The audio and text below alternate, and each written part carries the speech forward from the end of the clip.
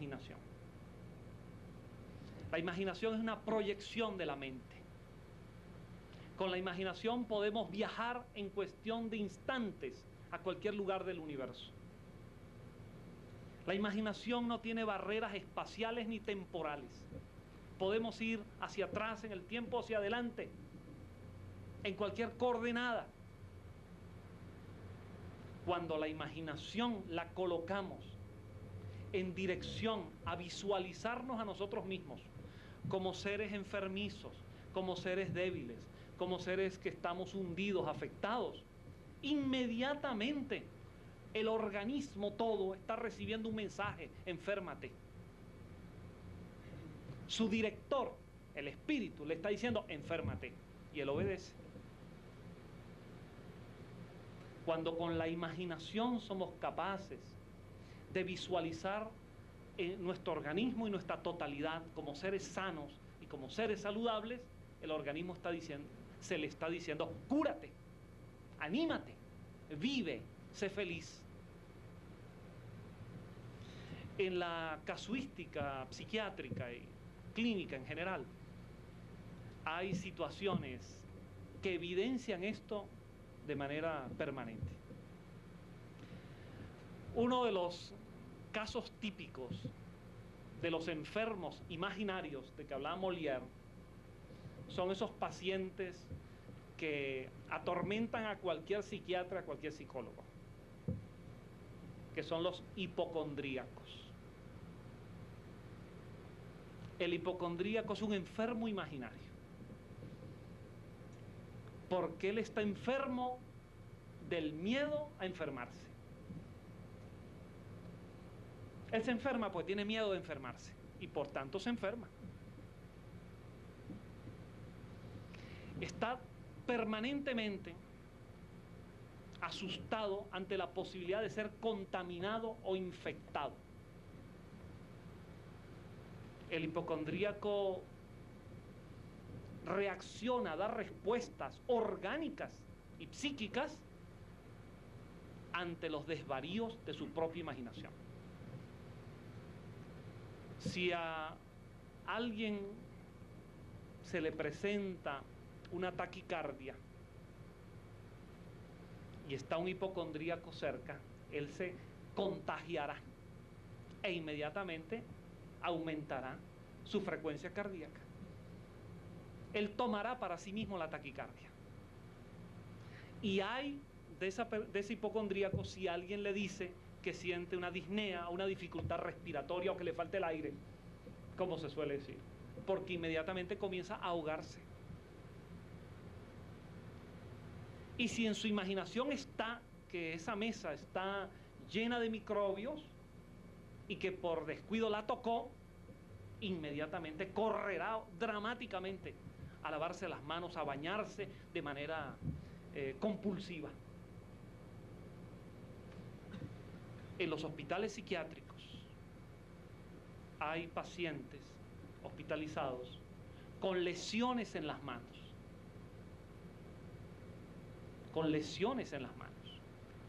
ocasionadas por ellos mismos por lavarse las manos, frotarse las manos con tanta violencia y con tanta frecuencia diaria, que se lastiman como consecuencia de su imaginación absolutamente desordenada y descontrolada, que a su vez descontrola al organismo todo. Para los hipocondríacos, en alguna medida, surgió ese modelo de medicación que llamamos de los placebos.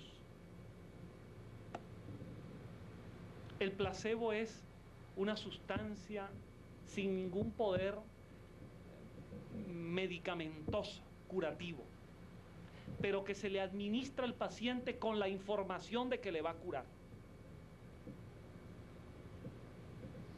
Cuando ese enfermo imaginario recibe el placebo, que generalmente es una vitamina,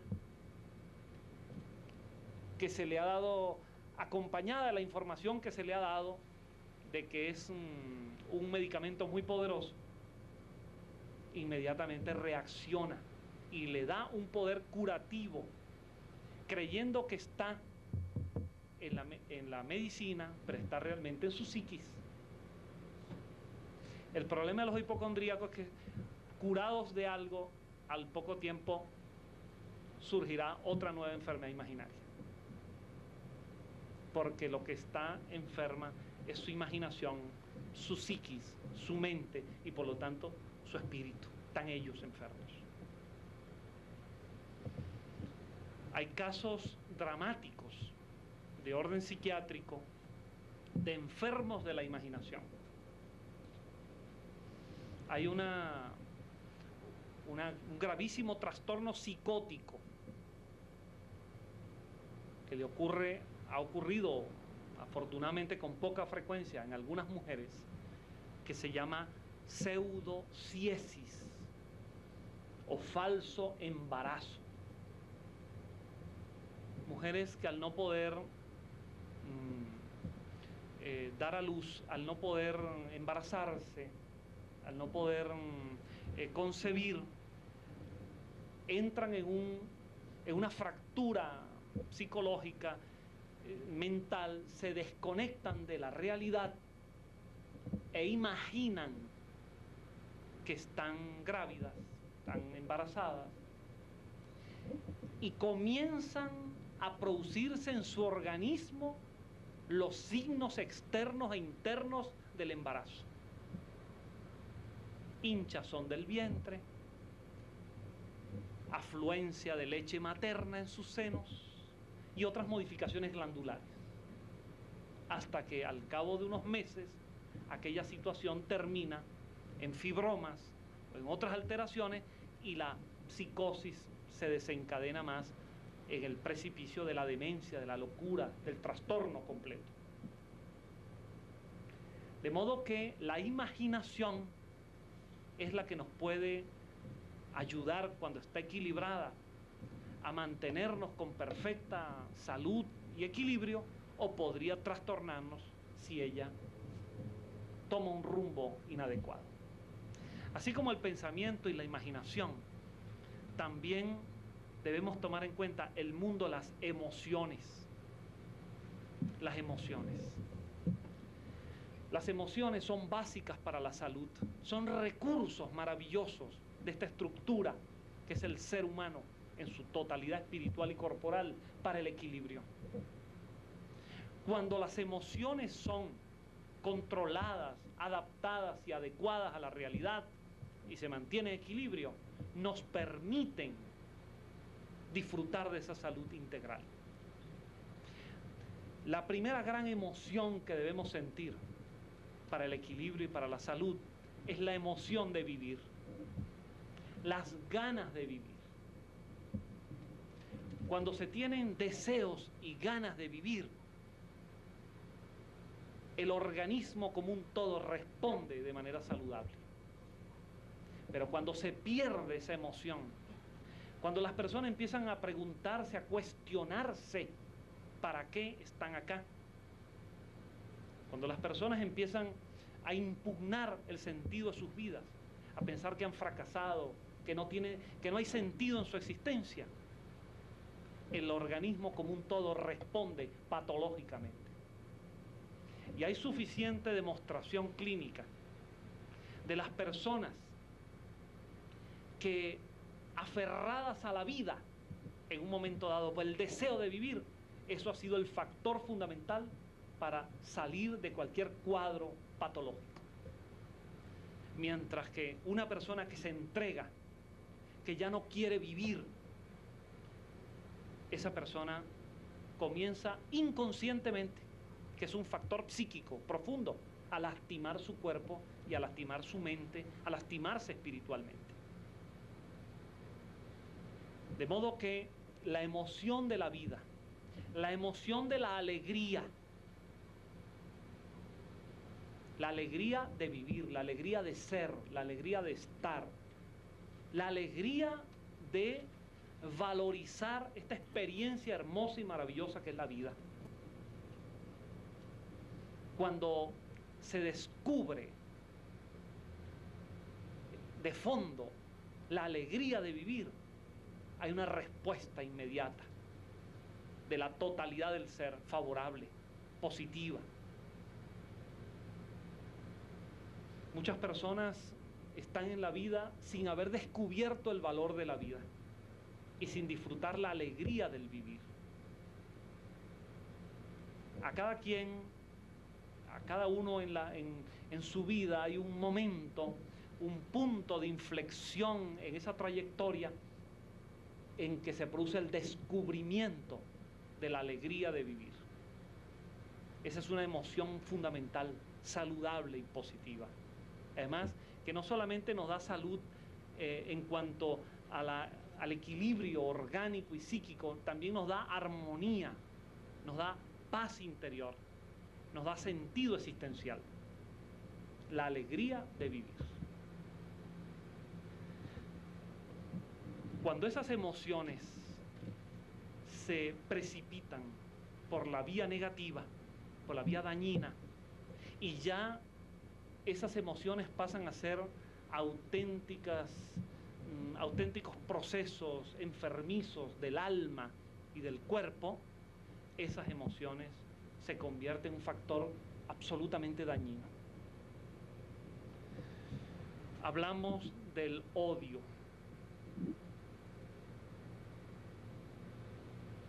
No hay posiblemente una emoción negativa más ruin. Ruin porque produce la ruina del alma del que odia. No hay nada que perturbe más la paz interior que el odio, que es distinto de la rabia. La rabia es un recurso y es normal que nos dé rabia. La rabia tiene un sentido de provisionalidad. La rabia tiene un sentido de circunstancia, de reacción ante algo que nos molesta, nos irrita. Y la podemos controlar e inmediatamente retornamos al punto de equilibrio. Pero cuando se odia, se tiene un cáncer en el alma. Así como hay cáncer en el cuerpo, hay cáncer en el alma. Y se desordenan las células del alma, las células psíquicas del alma, y se va produciendo esa metástasis del alma. Y si la persona fallece o desencarna con odio o con odios, se va al mundo espiritual muy enferma. Va a requerir de procesos allí y en sus nuevas etapas encarnatorias para poder recuperarse, para salir, alejar ese flagelo terrible. Mucha gente odia y no tiene conciencia de esto, porque hay gente que disocia porque su visión es mecanicista. Se imaginan que somos simplemente unas células que se especializan para formar tejidos, un grupo de tejidos que dan órganos y los órganos se reúnen en sistemas. Y tienen esa visión mecánica separada, porque no han llegado a la visión unitaria, holística y global, de que no se puede impunemente lastimar una parte sin afectar el todo. Y cuando se emiten pensamientos de odio, más que dañar a otros, resulta dañada a la persona que odia. Porque el sistema humano, que está naturalmente organizado para vibrar constructivamente, está produciendo una patología, una vibración absolutamente torcida que lastima a quien la emite. El odio, la envidia, el orgullo mal entendido y mal conducido, el rencor, todo ese mundo de bajas pasiones y de emocionalidad destructiva producen enormes consecuencias en la psiquis y en el cuerpo de las personas. Hay estudios en medicina psicosomática, estudios incluso acompañados de exámenes de laboratorio, que demuestran cómo se modifica el pH o el pOH, la salinidad o la alcalinidad de las personas cuando están vibrando con odio o cuando vibran con otra afectividad. Hay estudios que correlacionan las úlceras con las patologías del alma, con las envidias, los rencores, las rabias, los pensamientos destructivos, para sí mismo o para los demás. Hay estudios que correlacionan diversas alteraciones de la salud física con un cuadro determinado de pensamientos, de sentimientos, de emociones y de lo que yo he llamado auténticas patologías del alma. Hay gente que se imagina que se enferma el cuerpo y no que se enferme el alma, y por lo tanto pueden estar continuamente amargados, dañando a otros, pensando, deseándole la destrucción a otros, enviándole pensamientos, y se imaginan que esos son simples abstracciones, pensamientos que se enviaron, y no se dan cuenta, no lo han comprendido, algún día lo entenderán, que cada uno de esos pensamientos en su longitud de onda alcanza un área y finalmente retorna a la fuente de emisión. Si el pensamiento es de odio, el odiado será la persona. Si el pensamiento es para dañar, será esa misma persona la que resulte dañada y será profundamente, inmensamente infeliz y enferma. De modo que hay que ir colocando todos estos aspectos psíquicos en la relación con nuestra salud. Nuestro estilo de vida es un valor central en el modelo holístico de la salud. Y yo lo he llamado de esta manera. Yo he dicho en varios trabajos escritos que la enfermedad es un grito de protesta. Cuando nos enfermamos, nuestro cuerpo y nuestra alma nos están gritando: ¿qué estás haciendo conmigo? La enfermedad es una protesta frente al mal uso que estamos dándole a nuestro ser integral. Está protestando, está gritando, nos está reclamando. ¿Qué estamos haciendo? Las conductas viciosas, por ejemplo. Esos hábitos lamentables que la ociosidad humana creó, empezando por el cigarrillo, algo tan inútil cuanto dañino como eso. En escala superior del daño, la drogadicción en todas sus variantes, el consumo alcohólico desbordado, exagerado, descontrolado, las conductas sexuales desordenadas, desbordadas, sin ética, sin valores, la alimentación perniciosa, dañina, antiecológica, la contaminación ambiental, la indebida utilización de la tecnología con la aplicación genética para modificar la estructura hereditaria de los alimentos para producir los llamados alimentos transgénicos, que alteran por una manipulación exógena artificial del hombre lo que la vida ha construido en cadenas ecológicas para darnos los tipos de plantas y de frutas que corresponden a nuestro entorno, y que el hombre, aprovechando la información que ha adquirido de los mecanismos genéticos, altera para darnos alimentos, para producir recursos vegetales o animales que aparentemente son de mayor calidad y por supuesto de mayor cantidad, pero que en todo caso lastiman la auténtica calidad de esos alimentos.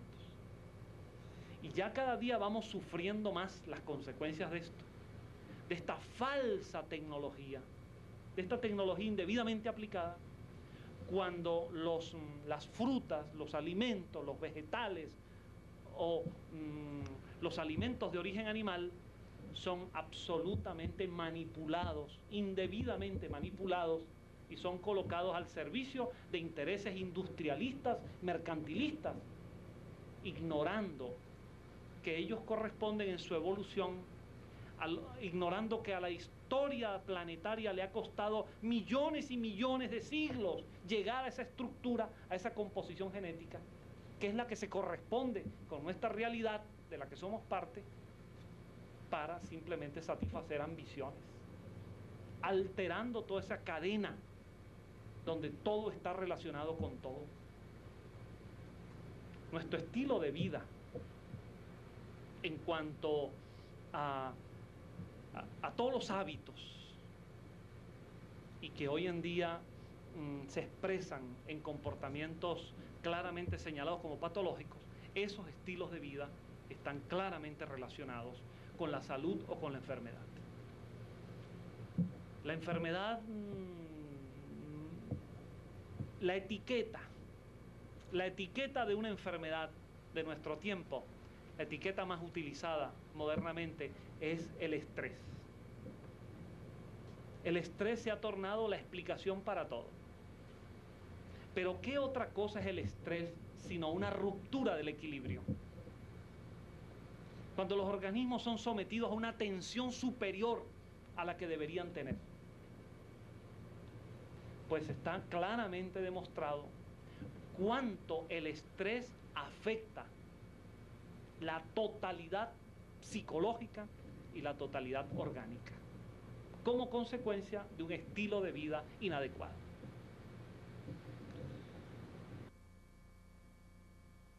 Una persona demuestra que puede, con máquinas que controlan las respuestas orgánicas, puede controlar voluntariamente los ritmos fisiológicos, lo que antes se creía que era absolutamente involuntario. Además del biofeedback, además de la medicina psicosomática y además de otros conceptos holísticos, hoy en día se ha venido presentando con mucho éxito una nueva visión médica, psicológica, una nueva visión de la salud y de la enfermedad, bajo el nombre de psiconeuroinmunología. Una disciplina que está mostrando cómo se relacionan el pensamiento y todo el proceso psíquico espiritual de la persona con el sistema nervioso como conductor de los procesos intelectuales y con el sistema inmunológico. Y se ha podido establecer claramente que el sistema inmunológico es altamente sensible a nuestros pensamientos, a nuestras emociones, a nuestras creencias, a nuestros deseos. El doctor Carl Simonton, uno de los fundadores de la psiconeuroinmunología, ha demostrado con casos clínicos evidentes, en trabajo con su esposa, él es médico especializado en oncología, ha demostrado claramente la relación entre muchos casos de pacientes con cáncer y sus pensamientos, sus estilos de vida, su mundo emocional. Y se ha logrado establecer una correlación clarísima entre el desorden celular que caracteriza al cáncer y los desórdenes psicológicos que afectan a la persona. Desde depresiones, frustraciones, reacciones de miedo, de odios, rencores, cuadros depresivos en general. De modo que ya se ha podido establecer, incluso hasta con algún sustratum orgánico, cómo el pensamiento ejerce una influencia a nivel celular del sistema inmunológico y cómo éste altera la totalidad del equilibrio de la persona.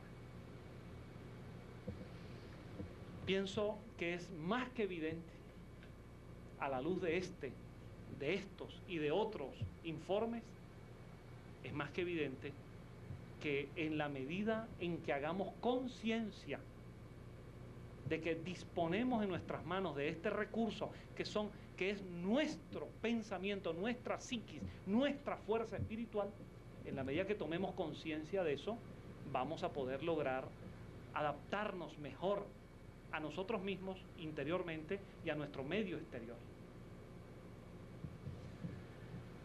Debemos sustituir los reflejos condicionados de los pensamientos negativos por otros reflejos condicionados de signo positivo.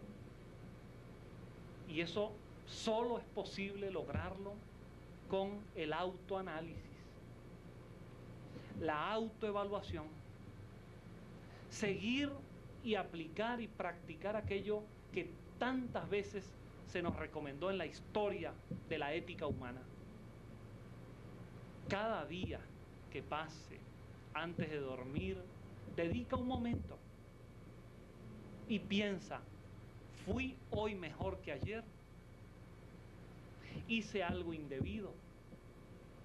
¿Qué estoy dispuesto a corregir? ¿Qué voy a hacer a partir de mañana mejor? Ese autoanálisis, esa revalorización, ese esfuerzo de recuperación moral, no solamente nos va a dar la paz interior, eso se nos va a reflejar simplemente en salud, salud física, salud mental, salud moral, salud espiritual, y por lo tanto se nos va a traducir también en éxito, en felicidad, en equilibrio, en bienestar, y en definitiva va a ser un factor determinante de nuestra evolución espiritual, que es nuestro gran capital.